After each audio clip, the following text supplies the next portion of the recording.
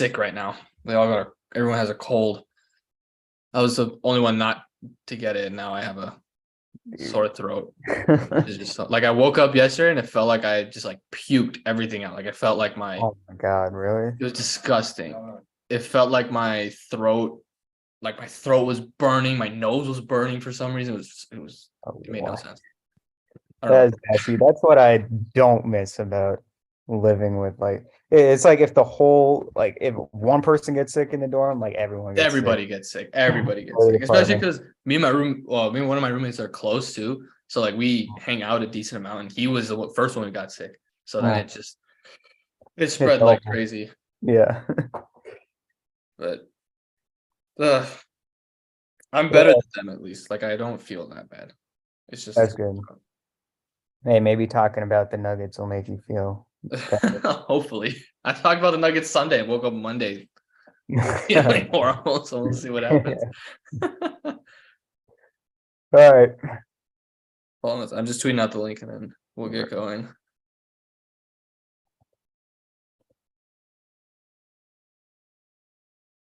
All right.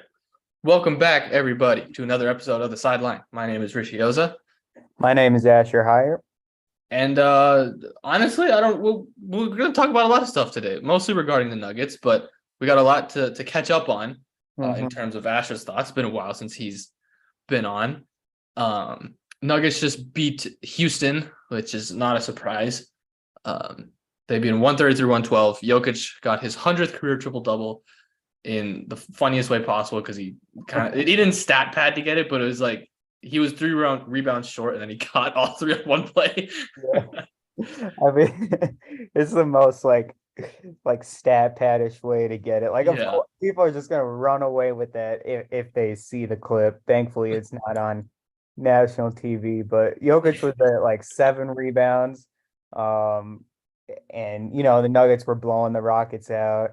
Third quarter's kind of coming to an end, so it's like this was like the last chance for him to secure a triple double if he could somehow get 3 rebounds in like 2 minutes, and he got them all in one possession. And then he went out like immediately after too. Yeah. It's the Kendrick Perkins stat padding thing was hilarious because like the game he was talking about is funny because he definitely stat padded that game. Like he 100% like I don't know if he was stat padding, but Malone left him in just long enough to get the assist. Yeah. And then he took him out immediately after. So like that, the one game he was talking about, sure. But because it's national media and because it's the internet, they twist the words just a tiny bit and it said, oh, he's stat padding to get the triple doubles, which is not true. It's just sometimes he does it, but it's just so funny. Yeah, I mean, like, this whole day has just been, JJ Redick. Well, JJ Redick started last night, I think, right, with him on his own podcast, defending Jokic, and then today he defended him even more, going against Kendrick Perkins, and then Kendrick Perkins made a tweet promising that tomorrow, so get ready for this, that he'll be throwing his shots back at Jokic and at JJ Redick. And this is the perfect time, 14, 11, 10. That looks very stat patty, especially if Kendrick Perkins stumbles across the clip that got Jokic the triple double. So anyway, yeah, a lot. I missed a lot. I can't remember the last game. Was it?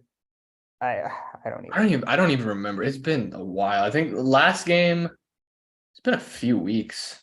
Was it the oh wait. Trying to find it. Did we talk about Bones yet or no? Like, did we talk about the trade deadline at all? Because I know I did one, but I don't know if you were here for it. Because it was. I don't think I've talked since he actually got traded, but we definitely talked about him about to be traded. Like it was definitely looking like he was going to get traded. And then is it the one after the Timberwolves game? That's what I'm thinking. What day is this? I can't even. The 7th. Okay, that's what I was thinking too. Around that time, so it's been 3 weeks, but Yeah. a lot has happened between that time. Yeah. Yeah, so there was the Magic loss that was pretty disappointing, but then they came back, um, beat the Hornets, beat the Heat. Oh yeah, this was a super good stretch. When was All-Star break? That was After the Dallas game. yeah, okay. And then they came out the Cavaliers game was like amazing. To beat the Cavs in Cleveland, who have one of the best home records in the league. I thought that was super impressive, especially coming out of All-Star break. You never know how the players are going to play Mm-hmm. after having a week-long rest and living it up, whether they go to Mexico or something, and maybe they're distracted, but they didn't look distracted at all, especially the starters. The Yeah. starters haven't looked distracted at all this entire season, but yeah, super impressive win in Cleveland.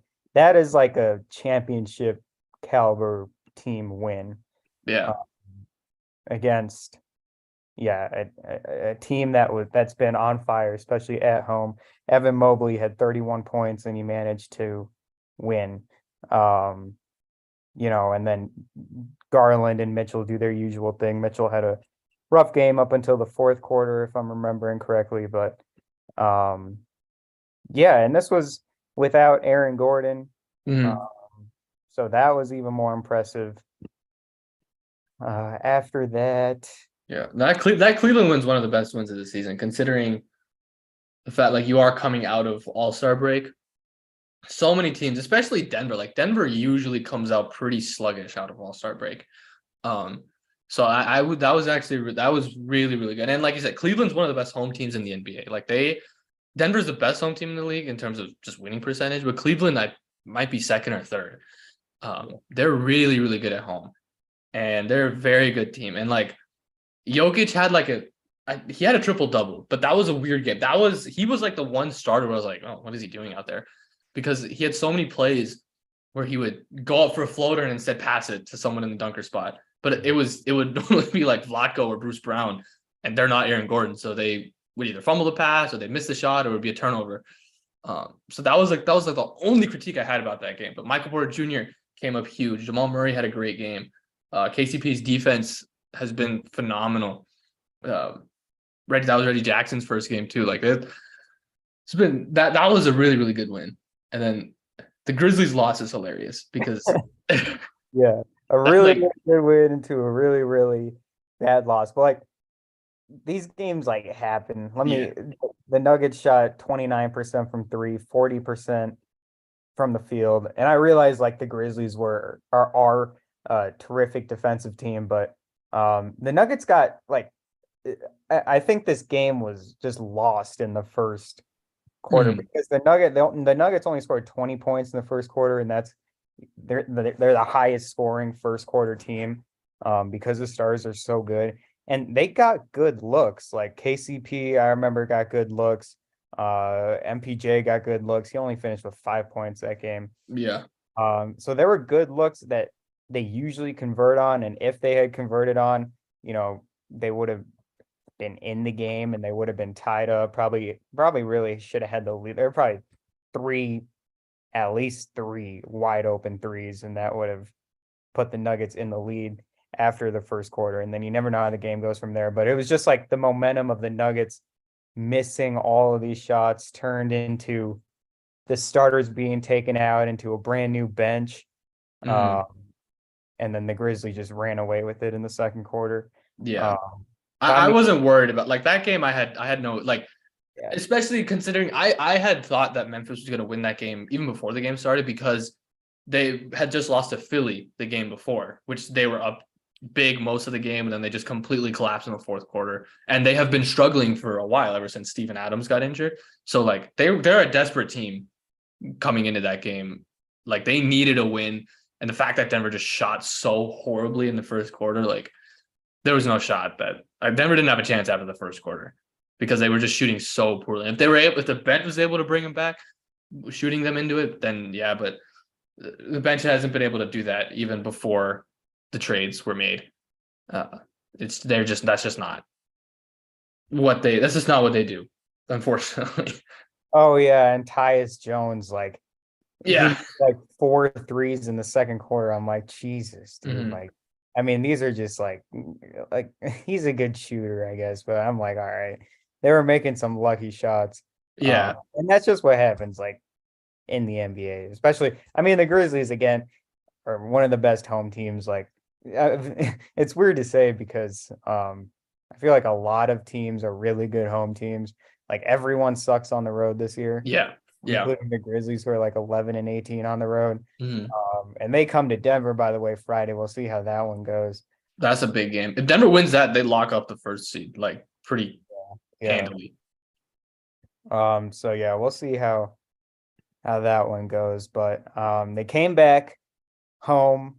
This was impressive because it was on back to back. I realized the Clippers played like 3,000 minutes like Yeah. in the previous game against the Kings.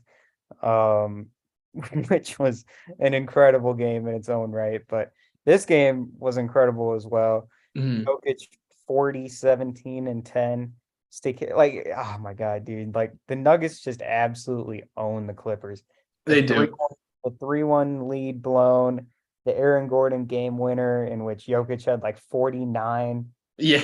17, and 10, and now Jokic with a 40, 17, and 10. And earlier on in the season when they beat him by like 50.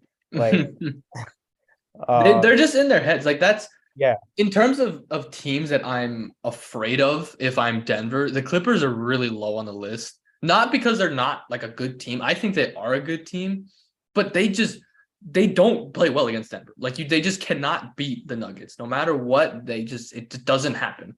Like I don't know what it is, but Denver is in their heads mentally. Like yeah.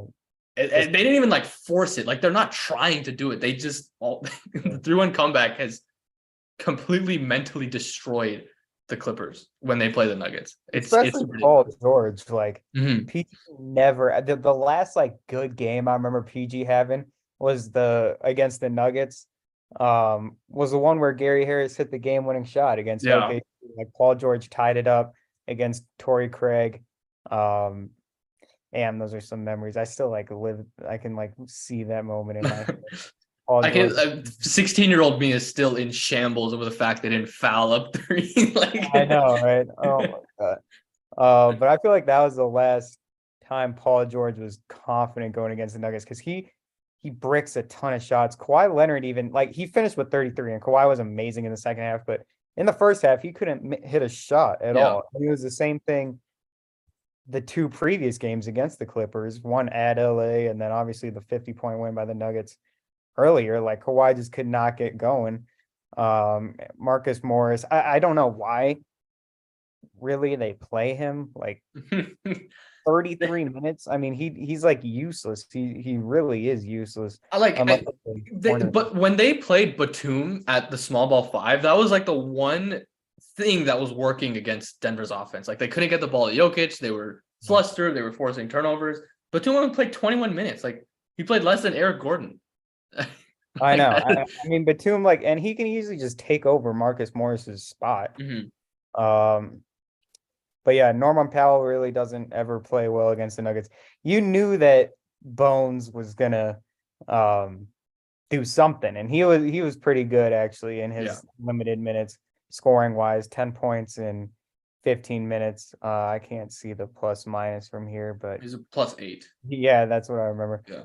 Um, and then yeah, really the lineup I'm like scared of is when they put Terrence Mann at point guard and when they put Batum in there.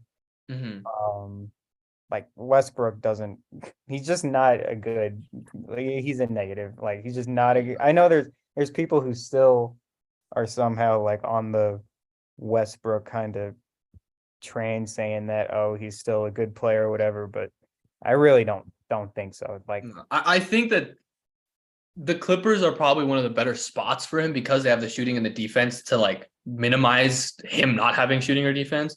But if he is still a focal point, it's just not going to work. yeah. Like he hasn't lost athleticism, but he's just lost a touch at the rim. He's lost touch on his mid range jumper, which used to be like one of his best shots. Like I like it's weird. The percentages didn't show it, but I always felt confident in like 2015, 2016. If he pulled up for mid range, I was confident it was going in. And now, like, I'm not confident at all with anything he does. I think if it's gonna work, it's gonna be with the Clippers, but I'm still not like afraid of them because of Russ being added there. I mean, he turns it over too much. He gets lost defensively so many times. He got lost defensively on that Kings play, on the Malik Monk game tying three. I believe, like, people were saying Noah was a zone, but like looking back at, like, Westbrook is just standing there like looking at nobody. Yeah. I mean, just standing at the top of the key, like, and guarding absolutely nobody. The other guy that gets lost, like, and just has like these weird moments is Eric Gordon. Like, just freezes. I mean, I remember him with the Rockets against the Knicks, like, oh, I guess that was PJ Tucker, but it was Eric Gordon that threw like a little pass after a Knicks made bucket. And PJ Tucker didn't pick it up, and Oh yeah, got it and scored. But I just remember Eric Gordon's face. I guess that's why I think of him. But he was the one who just left, like like after the KCP big rebound, which eventually led to the Porter three. Gordon was just walking around. He was guarding Porter. And then KCP threw it to Jamal, who was like at the logo, like not even a scoring threat at all.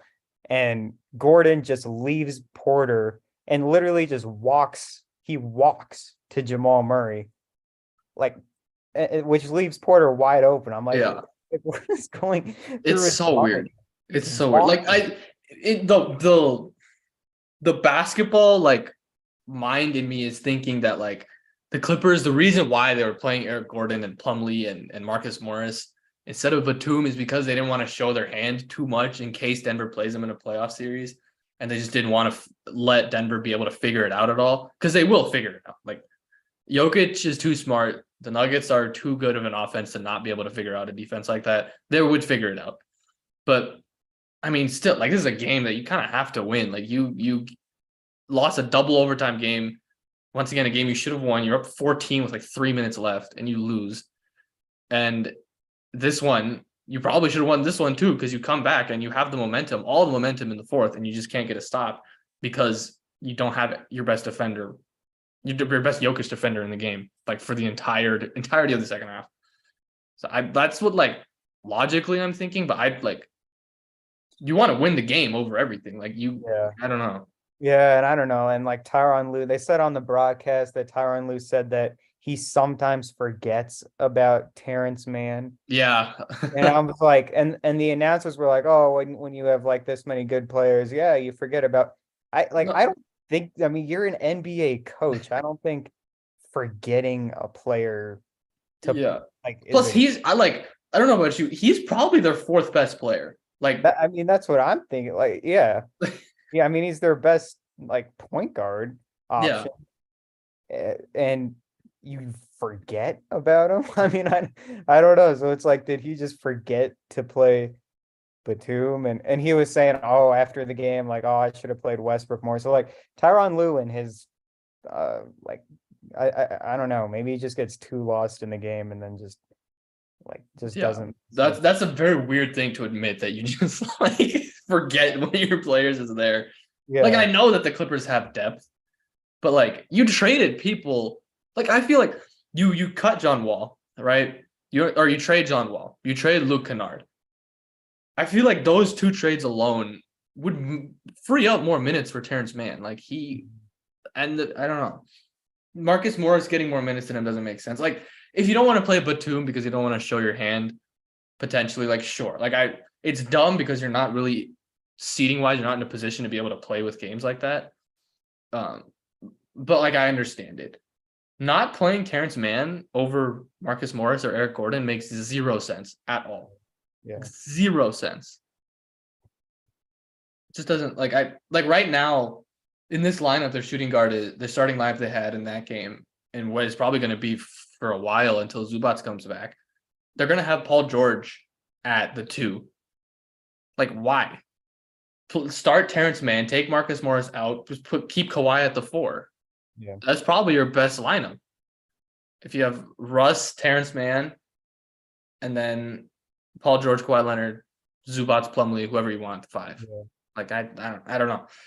That's what I said. Like I said on after the game, I was like, the Clippers are just missing something. Like they are very talented, and I still think they can make a run, especially if they play small ball, because I think that's by far their most effective lineups is when they don't have a center. Like the last time they were in the playoffs when they made the conference finals, the reason why that happened is because they just played 5 out against the Jazz, and the Jazz could not do a thing about it.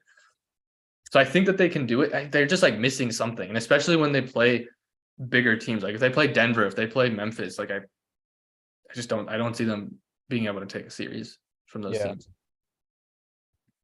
Well, that's not my team, so thankfully. And then tonight, I guess we can phase this game into the trade acquisitions that the Nuggets made, because I want to talk about the bench in this game, so the Nuggets opened up beautifully as they usually do. Starters were amazing. Jamal Murray was amazing in the first quarter. Porter played well. Good to have Aaron Gordon back. His toughness, his physicality, I think, was missing in Memphis, especially. Yeah. But yeah, I guess the bigger story is the bench, which played horrifically in the first half. Yeah. But they did show some promise in the fourth quarter. I think so too. And in the second half, that was like, okay, here we go. Like these are because the way that the Nuggets bench was scoring, which was so rare anyways, was like just not reliable, not consistent ways to score. It'd be a lucky bounce here or there. It would be some broken play that ends up in someone's hands and they just make a shot. But not like a nice looking offensive set. Yeah. But in the second half, there were multiple instances of Reggie Jackson, Thomas Bryant pick and rolls that ended in buckets. And Bruce Brown was amazing this game.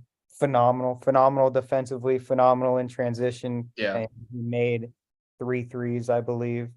So he looks, because I was questioning Bruce Brown's fit, and I know this is Houston, so you have to take everything with a grain of salt.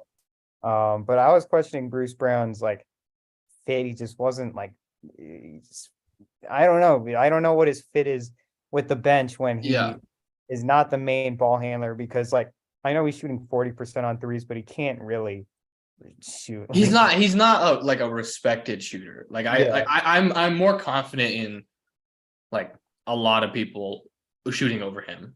He's definitely a good corner 3-point shooter. By the way, sorry to bounce back and forth, but the Clippers, the last shot in regulation by Bruce Brown, that he should have cut to the basket. If he had cut to the basket, Jokic either finds him for a wide open dunk because Plumlee will be too slow to keep up with Bruce Brown's cut, or it just takes Plumlee out because Plumlee is fading over to double Jokic, and it's probably the right pass, but it's just not the right player because Bruce Brown above the break shooting threes is like 20% or something. Yeah, it's not great.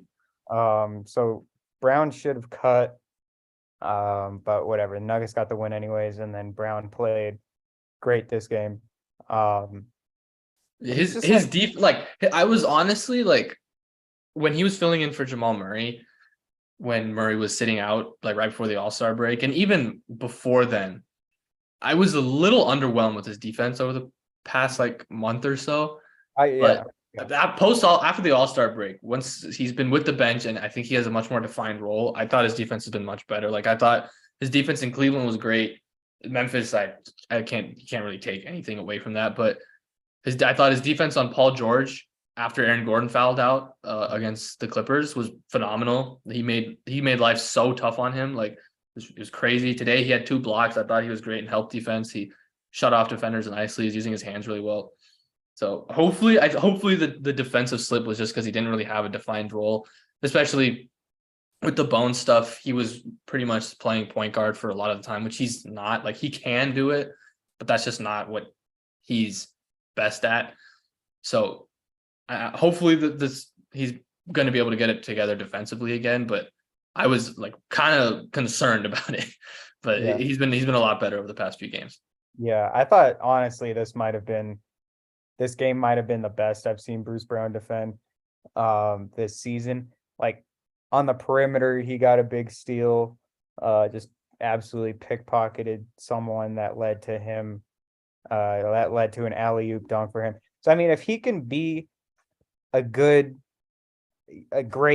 I guess, on-ball defender, and then he's terrific in transition, and if he can cut, make corner threes, that's a beautiful bench player. That's all you need. That's all you need from him. You just Yeah. need defense and some occasional shooting. Like that's all you're gonna need from him.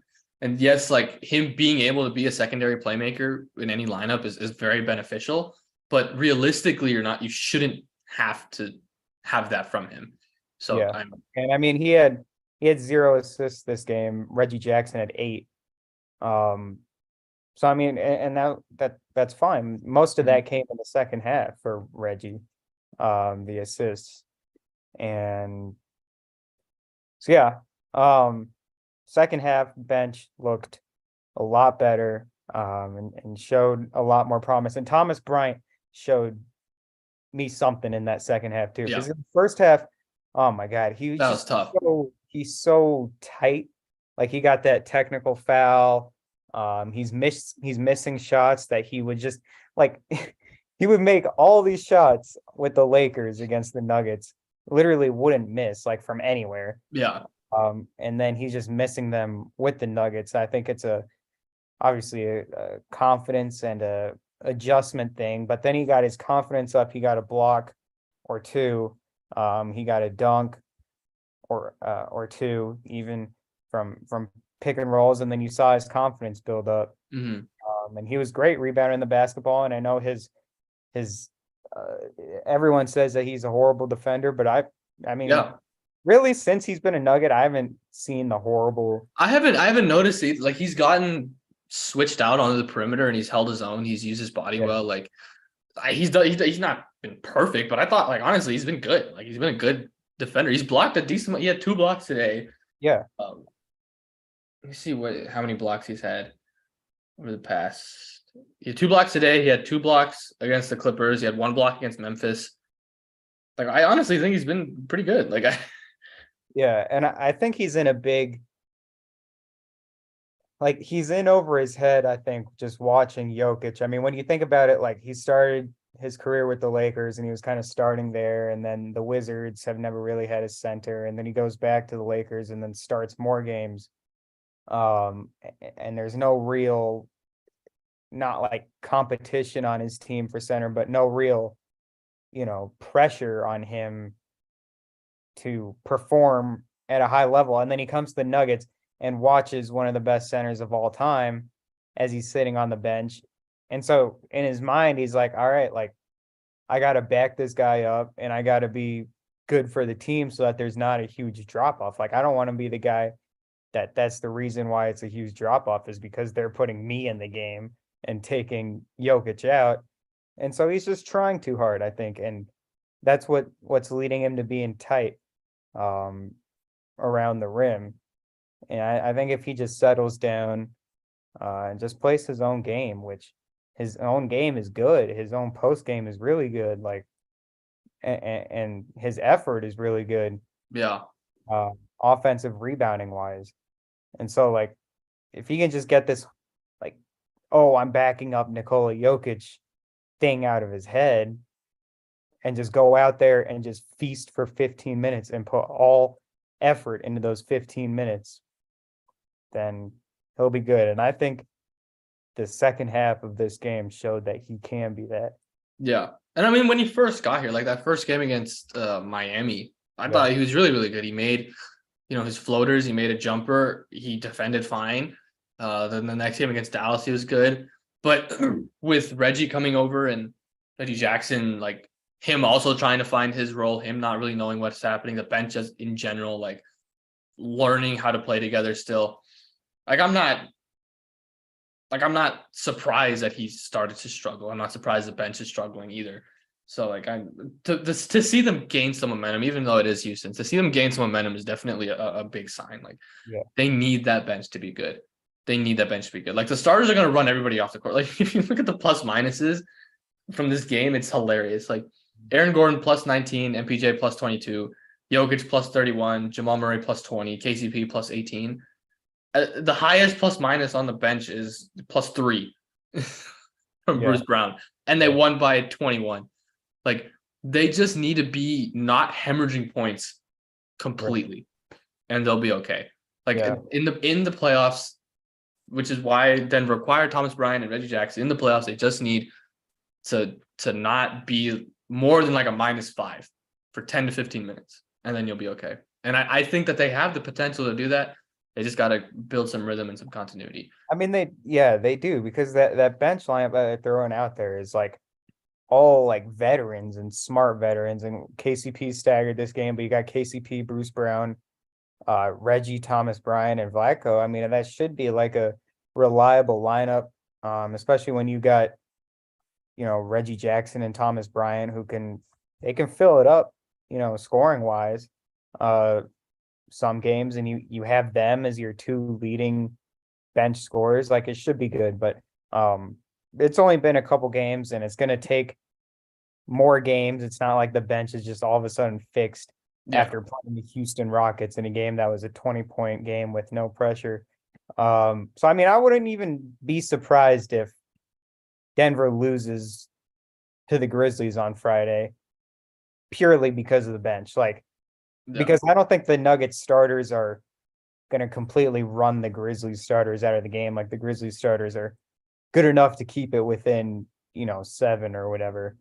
By the time the starters go out in the first quarter, and then Grizzlies bench is awesome. Nuggets bench is struggling right now. I wouldn't be surprised if the Nuggets bench is like a -10 on Friday, and that's why they lose.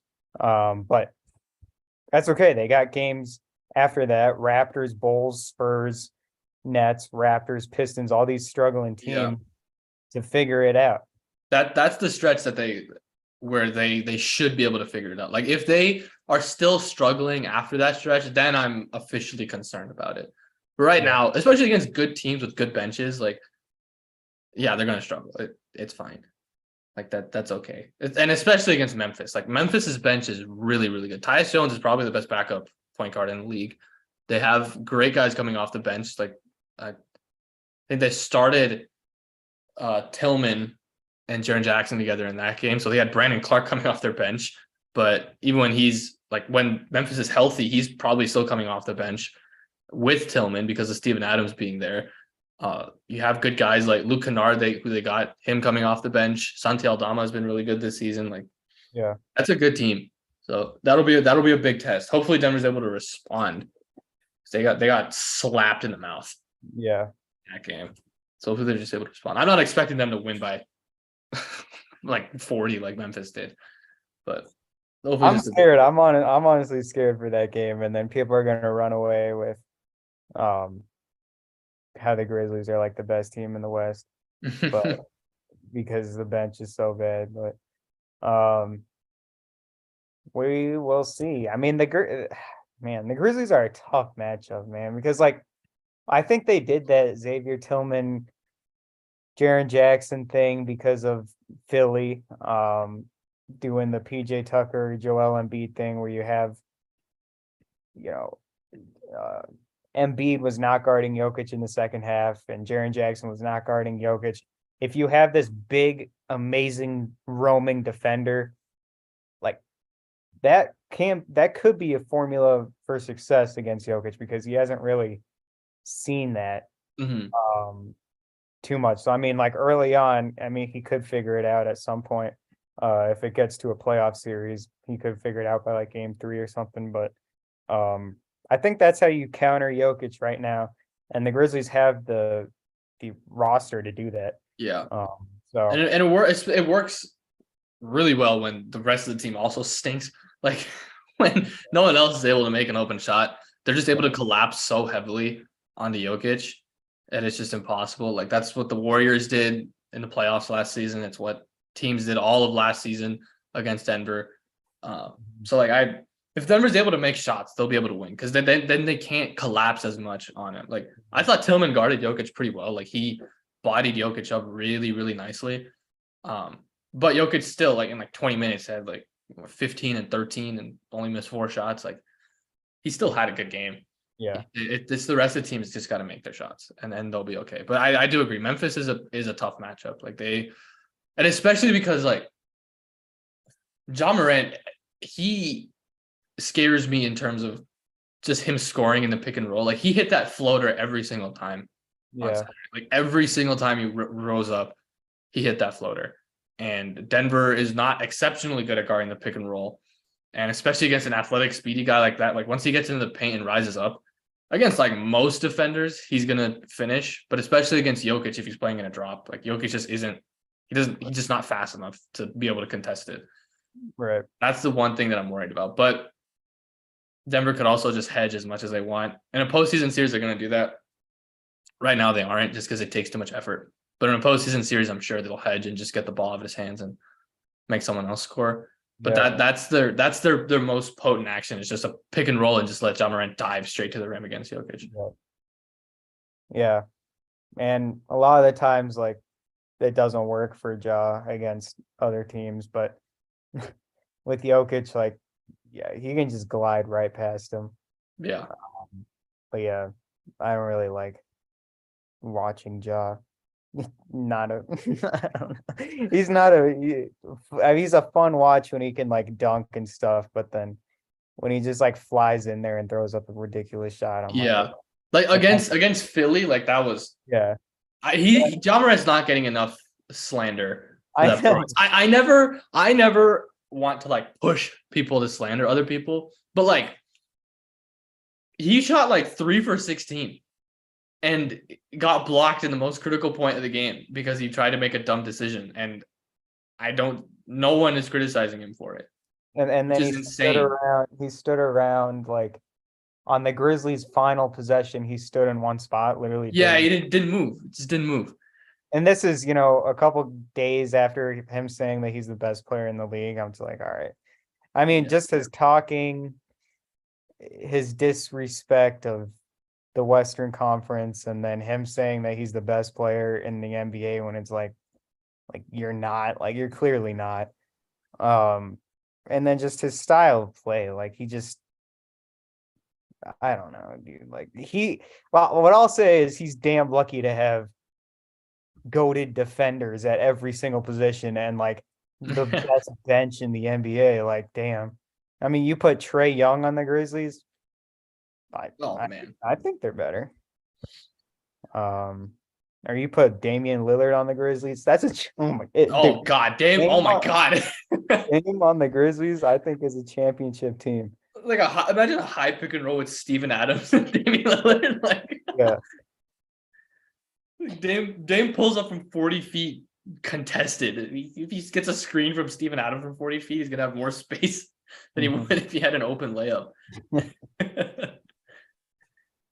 That would be crazy. Anyway, I've been slandering Ja since like last year, so that's the part that like I hate. Like I actually do like Memphis as a team. Like I respect their confidence because like what team isn't confident? But showing it that much, I understand why it rubs people the wrong way. But it's like it's just funny. Like the second after he said I'm fine in the West, everything went downhill. Like, not only did they start losing, then Kyrie Irving comes to the Western Conference, and then Kevin Durant comes over to the Western Conference. Yeah. Hey, but this Maverick team, I'm literally watching the game right now. These guys are frauds. I do not fear Dallas at all. And like I didn't fear them before Kyrie. I don't fear them after Kyrie. Yeah, I don't think that. Yeah, I saw that trade. I was like, okay, like, oh my God, of course this dude misses the free throw. It's 124 Pacers, 122 Mavericks. Like they're about to the Pacers on League Pass right now. I got it on Stream East. They didn't solve they solved their biggest issue in terms of okay, now you have someone who can take the pressure off of Luka, but now they created a bigger one is that they don't have any defense. Yeah, and no defense. They traded Dinwiddie. He was not their best defender, but Dorian Finney-Smith was easily their best defender, and you give him up. And I think they got Maxi Kleber back today, or they're gonna get him back pretty soon. Yeah, he's playing. Yeah. And he's a good defender, but just him alone is not gonna help turn your defense from hemorrhaging this many points. Like, yeah. No, but I see like the national media, like, oh, you got Luka and Kyrie for offense, and then you got Reggie Bullock and Dwight Powell for defense. First of all, Dwight Powell, like, he's a good person. He is a good person. He is a horrible starter in the NBA. I mean, I don't understand why Christian Wood doesn't start. I don't get it. Like, I understand, like, for like Malcolm Brogdon, he doesn't start on Boston, but he's one of the best 6 men in the league, and he's there to command the second unit. Christian Wood doesn't get any looks with the second unit regardless. So why isn't he starting? Why isn't he helping your starting lineup? Because he also hasn't been that horrible defensively this season. Like, yeah. I don't know what Jason Kidd is doing out there. Oh, right. And then Justin Holiday, of course, he comes and like is their savior. He made like 5 threes in one game. Justin Holiday is really not a difference maker at all. All right, let's see how this goes. Where are you at with this game? I got 7 seconds. Mavericks about to inbound the ball. I have seen what happens. I'll say that. Okay. Hopefully it's a miss. All right, inbound in the ball. This is a weird part of the podcast. Next game. Kyrie. Oh my God. Brick. Dude, Miles Turner almost tapped it. They almost dipped it in by themselves. Let's go. Clutch Kyrie is not alive in Dallas. Yeah, I don't feel like Indiana is a good offense, but you can't allow 124 points in regulation and expect to win. Like, let me try and see Dallas, their past scores since they acquired Kyrie. They got him. Their first game was against the Clippers. Then it was 104 points, and they beat the Kings 124. Then Luka comes back. This is, I guess, kind of interesting. Yeah. They had like a decent defensive performance in the 2 games Luka didn't play. And then he comes back, and then 133, 124, 118, 142, or no, 116, then 111. In a game they were up 27 and should have easily won. Yeah. So I don't know. They're concerning. Like, it's very concerning. It's really concerning. I mean, Luka, man, like I like Luka, like, but damn, I mean, he just when Luka's bad. All right, let me tell you, like, the players that are when they're bad, they are horrible. And Luka Doncic is on that list. Jason Tatum is on that. Paul George is on that list. I don't know. Trae Young's probably on that list too. Yeah, Trae Young. Even like no. I was gonna say Giannis because sometimes when Giannis is just like bricking every shot, but he's got his defense. Like, yeah, at least he's an elite defender. Defense is generational. But yeah, those are the players that like come to mind. And like when Luka's off, oh my God, I mean, it's just disgusting. Like, it's really bad. He's really bad. I think it's a theme with like jump shot reliant players. Like, if they're not hitting their jumpers, it's tough. Because Luka, this is one thing that I really like about Jokic. Like, he can be an extremely efficient volume scorer, and he is, but he could easily average 30 a game if he wanted to, if he let his scoring set up his passing. Like, if he came out every single game with, all right, I'm scoring 12 points in the first quarter, and then I'm going to start looking to pass.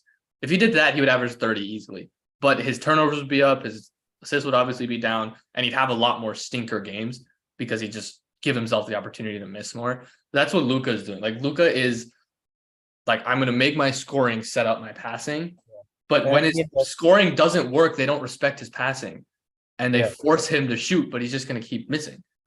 And that's proof because he's the leading scorer in the first quarter, and then it drops off. But I mean, he has these games where it's like, yeah, like 39, 9, and 6 is what he had today. But like he was the only negative in the starting lineup. Mhm. Oh, Dwight Powell was too, but that's Dwight Powell. Um, so I mean, you can't take plus minus like that seriously, but like I mean, his defense is really bad, and he gets lazy too. Like when he misses shots and stuff, it's really easy to run on him in Mhm. transition. Like he's a fine one-on-one defender, especially in the post. You can't really move him in the post, but um, when you're cutting and when you're flying and Yeah. getting out in transition, I mean, he's a negative. Like when he came back, so the Nuggets played the Mavericks game. Nuggets were up by a lot, and then the non-Luka Mavericks made a huge run to get it to within like 8 after it was like a 25-point game. And then Luka comes back in and like all the moment. I mean, and that's my like gripe with Ja also. Um, when these guys come in, like everything just stops. Like when Luca comes in, everyone just stands in the Yeah. corner, and Luca can make terrific passes and set up good looks from the corner, but it's like just There's it, no actions. There's nothing, there's no movement, there's no screens. Like it's a pick and roll or it's a screen to get a switch and then you just attack the switch and then pass if they're open. Like that's their entire offense. And yeah, that was their entire offense last year too. It was not good. I don't know. Jason Kidd, he's had good teams that he's coached, but I don't think that he's a good coach I don't either. like at all. Like I think, and especially like after the Lakers game, he was like, "It's like I don't know either, man. Like I'm just watching. Like I know. I can't." He's like, "Dude, you're the coach. What do you mean you're just watching?" Like, And he had a lot of questionable um media answers with the Bucks too. I saw like a big thread on it. So he left the Bucks right before their 60-win season. Like they squeaked into the playoffs with Jason Kidd, and then the second they hired Budenholzer, they won like 60 games and then lost in the playoffs. And that was when it's like, oh, Budenholzer is such a fraud because he did the same thing with the Atlanta Hawks. But then they win a championship after. So I guess Budenholzer is not a fraud. But yeah, the second, I mean, it was the same exact team. Like yeah, that Jason Kidd had that Mike Budenholzer had, and Budenholzer had 60 wins, and Jason Kidd had like 40 something. So I don't think he's a good coach either. no, it's Yeah, just oh man, that Dallas has they've made some questionable front office decisions over the past. Like hiring Jason Kidd is one, not being able to retain Jalen Brunson is another. Like I don't think the trade for Kyrie is a bad one necessarily because you do need somebody alongside Luca, and Spencer Dinwiddie just wasn't going to be enough. Like if you you were, needed somebody else. But and if you were, I think it was like desperation times. Like I think Luca kind of almost forced like something to happen because if you were to just go through the season and not trade and not even attempt to trade for someone, like I don't know. I think the relationship between Luca and the front office gets a little dicey there. So I think Mark Cuban was desperate to yeah, do something. yeah, they needed to make a move. And like I'm not mad at that move. Like I Yeah. once again we said it with football. Like I'd much rather you try and go all in on something than just sit on your hands. But they don't have the defensive personnel to be able to shore up both Kyrie and Luca. They just don't. Like Luca, the one thing he has to do is just get better at defense. That is the one thing.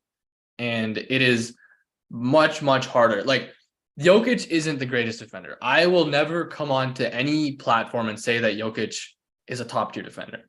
However, he is like slightly above average. And in the playoffs, it'll probably dip to below average because he just gets attacked so much. However, it is much easier to build a playoff defense around a bad defensive center than it is around a bad defensive wing player, especially if they're your star. Because the game is so perimeter now, they can just attack your perimeter players whenever they want. They can attack them whenever they want. At least in a pick and roll thing, you have help. You have another defender there to help you out in a pick and roll. And that's why Denver's defense was so bad last year against the pick and rolls because they didn't have the competent defenders to defend against it. Now they do, so I'm confident it'll be better. But like if you just go one-on-one against Luka, you're probably going to be able to score a decent amount of time if you're a fast guard. And in the NBA, in today's NBA, you got to be able to guard. You just have to. I just don't think Luka has the defensive chops to do it. But also, Dallas just hasn't built enough around him. Yeah, and I mean, neither does Kyrie. Like, Yeah. speaking to that point, Mm-hmm. and I don't think Reggie Bullock is some all-world defender either. No, not at this point. A few years ago, maybe. Not even world beater. Like, a few years ago, he might have been. You could have survived with him as your top defender, but at this stage in his career, probably not. Something interesting this game, they started Justin Holiday over Josh Green, which I actually completely disagree with. Josh Green, like, is actually a good perimeter defender. Mm-hmm. And he's like their only good perimeter defender. Yeah, and he can knock down. I know Justin Holiday can knock down shots, but Holiday was 0 for 3 today, 0 points. Like, he gives you nothing outside of a corner 3-point shot. At least Josh Green cuts, and at least he plays defense. So why is he on the bench? I don't understand. Buddy Hield took 2 shots. No. Oh, he had 9 free throws. Okay. What the heck? That's so weird to see 1 for 1 from 3. Yeah, I was like, what the heck? It never happens. But if he took 9 free throws, it means that he just got fouled on all his shots. No wonder Halliburton only had 6 assists. Like, Buddy only shot twice.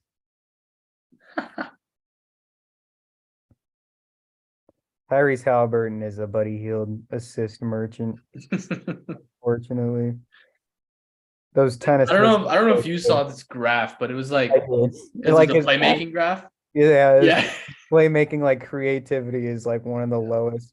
Yeah, like he leads the league in assists, but he has like no creativity on his passes. He just like throws it to Buddy Hield like on the wing, and then Buddy Hield just makes it every time. Except for this game, and that's why he only had 6 assists. But I don't know. Anything else you want to hit on? Weird. I don't know. I mean, I think later on we could probably talk more about like the West in general, probably after this week, because Kevin Durant's going to make his debut tomorrow against maybe the worst team in NBA history, the Hornets, without LaMelo Ball. So that'll be interesting. But I don't know. In terms of right now, probably nothing. Maybe because I want to see Kevin Durant and see how that fit works. It'll probably be fine because Durant's used to playing with superstars, and used to being able to like, I don't know, but like used to be able to take a back seat in terms of ego wise. I mean, Durant is super easy to, like, credit to him. Like, I think he's super easy to play with other superstars because he doesn't demand like the ball, like, he doesn't. You know what I mean? Like, he does. He's not. Ball, but he doesn't. His usage rate, I don't think, is like game on the line. Out of any of his teams he's been on, I'd be more confident with him taking the shot than anybody. But he's not going to demand the ball and shoot 30 times in a game, before the fourth quarter starts, like other superstars would. Yeah, but I think they'll be fine. It'll just be interesting what their playoff rotation is. But once again, I think we'll get there when that happens. Mm-hmm. But yeah, I think that's it for me. Yeah. Okay, I gotta make dinner. All right. Wolves and Clippers at halftime. It'll be interesting to see how that game ends. But yeah, I think that's it for me too. It's good to get back into it for sure. Yes. I'm gonna be more consistent. Yeah. I do a next one Friday or something. Friday, just after Nuggets. Yeah, Nuggets don't play until Friday. That's a late game, low key. Oh yeah, it's ESPN. God dang it. We'll see. They don't play until Friday. Maybe we can do one after that week. I'll be back home, but I have a laptop now, so I'll be able to record properly. So that'll be better. All right. Yeah. Well, thanks for watching. Peace.